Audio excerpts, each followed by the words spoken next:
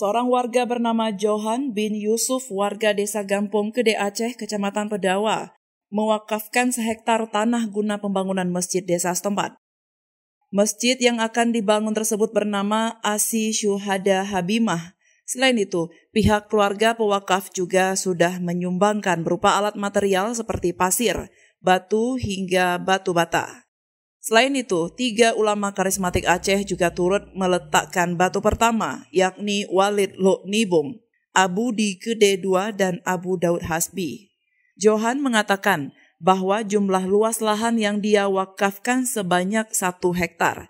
Ia berharap semoga masyarakat bisa mempergunakan dengan sebaik-baiknya.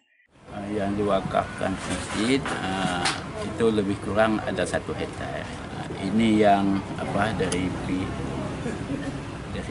pihak kami itu ada 6 orang yang wakafkan. Cuma bedanya antara 6 ini berbeda-beda. Ya, harapan kami mudah-mudahan masjid ini bisa terwujud sebagaimana masjid-masjid yang lain untuk ibadah masyarakat.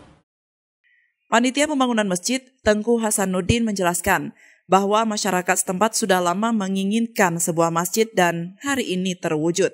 Kami dari dulu kami mendambakan 1 masjid, tapi karena lokasinya ya belum ada, ya alhamdulillah baru sekarang, dan ini takdir Allah. Dan kami terus mengupayakan setelah diwakafnya tanah itu ke masjid, terus kami mengupayakan, kita usahakan secepat mungkin bisa terwujud. Dalam kegiatan ini turut dihadiri oleh PJ Bupati Aceh Timur dan Ketua KONI Aceh Timur, beserta jajaran dan tokoh masyarakat. Dari Aceh Timur, Romi Syaputra melaporkan untuk Puja TV Aceh.